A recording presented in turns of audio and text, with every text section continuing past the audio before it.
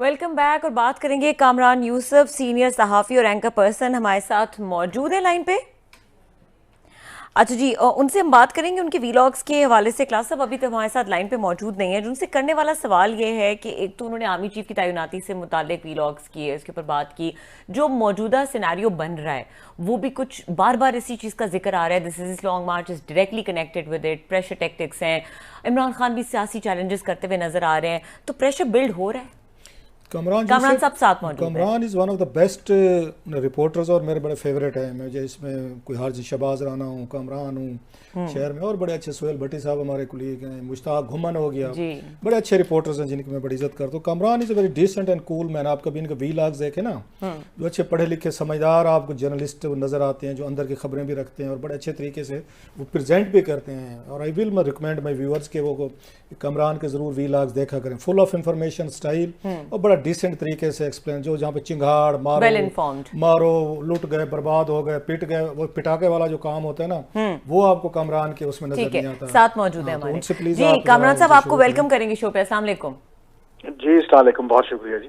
अच्छा कामरान साहब, army chief की तैनाती के हवाले से आपके कुछ वीलॉग्स ऊपर नीचे हमने देखे, सामने आए।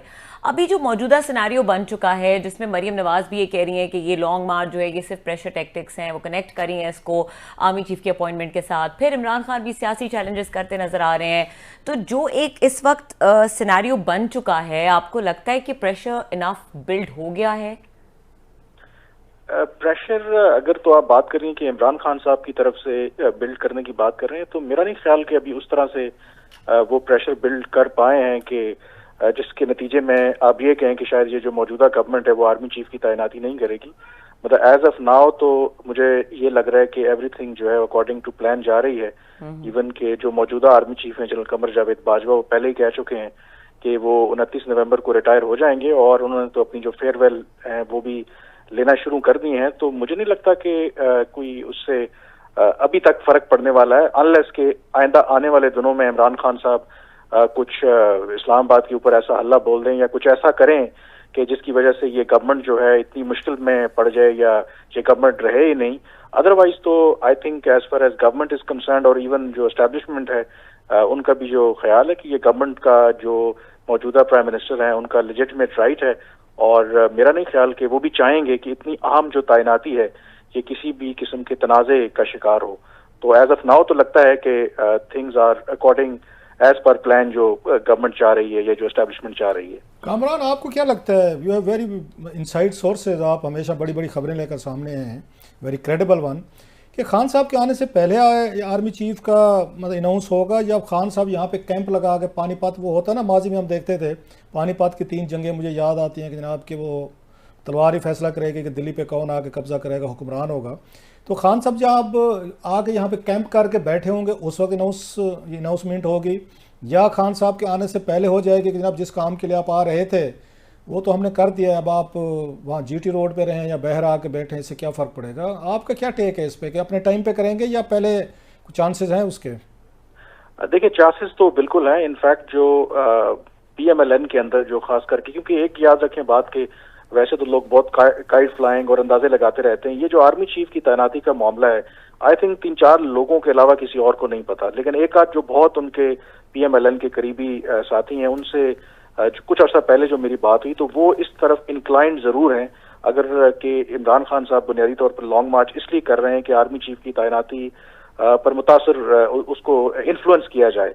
तो उनके ख्याल में वो बड़े करीबी समझे जाते हैं नवाज शरीफ की, कि वो कह रहे हैं उनका तो यही मशवरा है कि वक्त से पहले करने में कोई हर्ज नहीं है, और उनका कि माजी में इसकी एग्जाम्पल्स मौजूद हैं। मौजूदा आर्मी चीफ अपने वक्त पे रिटायर होंगे, लेकिन जो उसकी अगले आर्मी चीफ की अनाउंसमेंट है वो पहले कर सकते हैं। इसकी 2-3 मिसालें मौजूद हैं।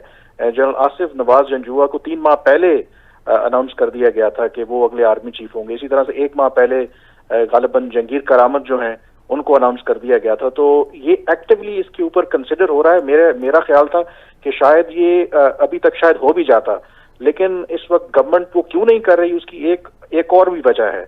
एक वजह ये भी है कि आइंदा आने वाले हफ्तों में जो सऊदी क्राउन प्रिंस है मोहम्मद बिन सलमान, उनका पाकिस्तान का दौरा मुतवक्के है।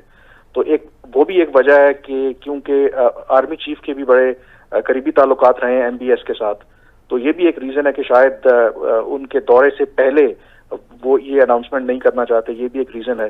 दूसरी, इमरान खान साहब की जहां तक बात कर रहे हैं, मुझे ये भी लगता है कि शायद वो इतना जल्दी आएंगे नहीं। आई थिंक वो बड़ा कैलकुलेटेड चीजें चल रही हैं, और उसका एक लिंक MBS के विजिट से भी है कि ये जो अब ये देर कर रहे हैं ना इतना ज्यादा कि वो इस्लामाबाद में नहीं आ रहे, उनको ये मैसेज कन्वे किया गया है। उन्होंने कहा कि ये इंपॉर्टेंट विजिट है, पाकिस्तान की मईशत बड़ी मुश्किल से दो चार है, पाकिस्तान को तवक्को है सऊदी अरब से कि कुछ वहां से हमें कोई बेल आउट पैकेज एक और मिल जाए।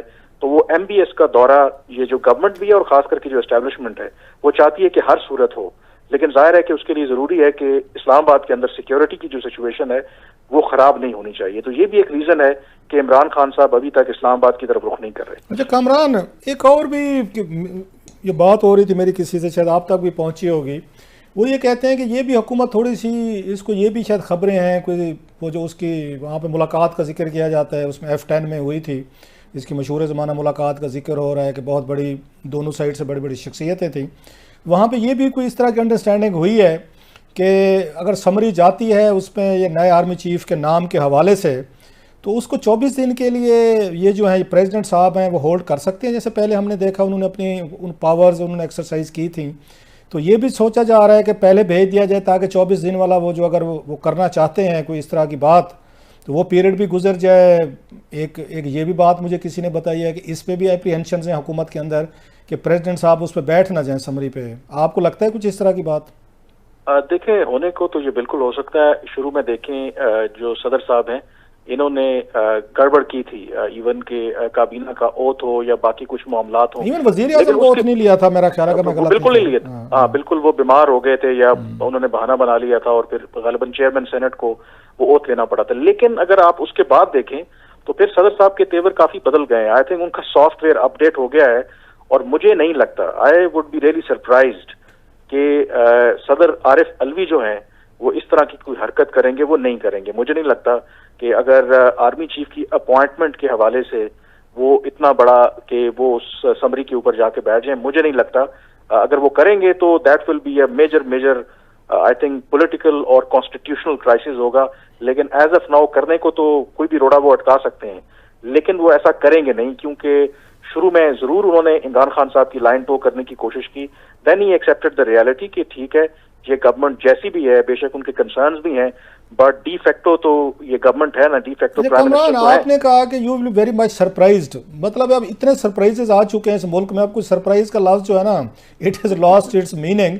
हम तो ये भी तवक्को नहीं करते थे DGISI जो है वो आके प्रेस कॉन्फ्रेंस करेंगे, बात करेंगे। और प्लस आपकी स्टोरी में ये है कि इस पर PTI के लोग बड़े वो हैं, डिस्टर्ब हैं इमरान खान साहब ने जिस तरह का स्टांस लिया है एस्टेब्लिशमेंट पे या DGISI के हवाले से या बाकी जो उनकी आर्मी ऑफिसर्स हैं।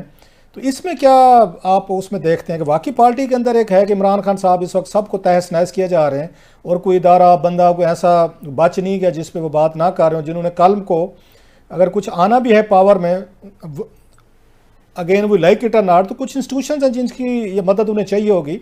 उनके पार्टी के अंदर क्या सिचुएशन है? वाकई डरे हुए कुछ पार्टी के लोग इमरान खान साहब के इससे, इस तरह की तकरीरों से? बिल्कुल, आई थिंक जो उनकी पार्टी के अंदर जो मेरे जो जराए बता रहे हैं, आपको भी बेहतर जानते हैं कि उनके जो लेफ्ट राइट जो बहुत से लोग हैं, जब इमरान खान साहब एस्टेब्लिशमेंट के खिलाफ बयानियां तेज करते हैं और खास करके जब उन्होंने DGISI को लिटरली उनका नाम लेके उनको ललकारा, तो जाहिर है कि उनके जो लेफ्ट राइट लोग हैं, आपको भी पता है कि उनकी जो लॉयल्टी है, हमदर्दियां हैं, वो किधर है। फैसल वोडा का ऑलरेडी आपने देखा है कि कैसे उन्होंने अपनी लॉयल्टी चेंज की है। तो उनको बड़े अच्छे तरीके से पता है कि इमरान खान साहब आज हैं कल हैं, इनका पॉलिटिकल कैरियर कितना है, जो उन्होंने तो इधर ही रहना है, उन्होंने अपनी जो सियासत करनी है। तो इस वजह से पार्टी के अंदर ये जरूर जो उनके सीनियर एडवाइजर्स हैं, जो उनके करीबी दोस्त हैं, वो ये समझते हैं कि ये तरीका ठीक नहीं है कि आप एस्टेब्लिशमेंट को टारगेट तो कर रहे हैं, लेकिन अगर इस तरह आप डायरेक्ट इंडिविजुअल्स को, खास करके DGISI को निशाना बनाएंगे, तो उसका सरासर जो फायदा है ये मौजूदा गवर्नमेंट को होगा। कामरान, क्योंकि टाइम कम रह गया, ये बताएगा कि कुछ दिनों के लिए तो हमने देखा कि उन्होंने फिर पॉलिटिकल जो है पॉइंट स्कोरिंग शुरू कर दी थी आफ्टर दिस, जो उन्होंने बड़ा DGISI को निशाना बना के बात की, लेकिन आज फिर उन्होंने सकूदे ढाका के को एक एग्जाम्पल कोट करके और एक जो आजकल के हालात हैं उसको उस टाइम के साथ जो है वो जोड़ा है। तो अगैन ये तो फिर वही हार्ड लाइन लेते हुए नजर आ रहे हैं। बिल्कुल, आई थिंक वो वही वाली बात है कि 1 स्टेप फॉरवर्ड 2 स्टेप्स बैक, ये वो वाली अप्रोच उन्होंने रखी हुई है। लेकिन जाहिर है कि वो एस्टेब्लिशमेंट को एज अ होल अब वो कर रहे हैं इनडायरेक्टली, और यही शायद उनकी पार्टी का मौकफ है जो बाकी लोगों हैं कि ठीक है एस्टेब्लिशमेंट को टारगेट जरूर करें लेकिन इंडिविजुअल्स के नाम ना लें। अगर आप लेंगे तो आपके लिए प्रॉब्लम्स होंगे। तो मुझे लगता है कि इमरान खान साहब इस वक्त कंफ्यूज भी हैं, और दूसरा इमरान खान साहब, क्लास्टर साहब भी बड़े बेहतर जानते हैं कि इमरान खान साहब की एक स्ट्रेटजी है कि वो ब्लफ भी करते हैं, वो रेटरिक ऊपर लेके जाते हैं। उनको लगता है कि अगर तो उनका काम बन जाए तो वो फिर ठीक हो जाता है, लेकिन अगर ब्लफ उनका कोई कॉल कर दे तो फिर वो यू टर्न ले लेते हैं। तो असल में इस वक्त उनकी यही स्ट्रेटजी चल रही है। ठीक है क्लास साहब, इसके ऊपर ऐसे आपका कमेंट बनता था क्योंकि उन्होंने आपको कोट भी किया। कामरान को फिर किसी और लेंगे, मैंने कहा टाइम अगर आपके पास का तो कामरान इज ऑलवेज वेरी बड़ा इनको सुनने में, और मुझे तो बड़ा पसंद है। Very articulated and he was very to the point, concise to the point. और मैं तो कामरान मेरे फेवरेट उसमें से, I always love to watch him. आज का नहीं है, बड़ा ये डान में जब आए थे ना, डान में अपने शो करते थे, डान टीवी जब लॉन्च हुआ था, वर्षा शरीफ के साथ टीम में ये शामिल थे लॉन्चिंग में। ठीक है जहाँ सब प्रोग्राम का टाइम खत्म हो गया, इंशाल्लाह इस डिस्कशन को कंटिन्यू करेंगे क्योंकि लॉन्ग मार्च तो अभी यही है, कहीं जा नहीं रहा, और जिस तरह से स्लो हो गया तो आने वाले दिनों में फिर इसके ऊपर डेवलपमेंट पे बात करते रहेंगे।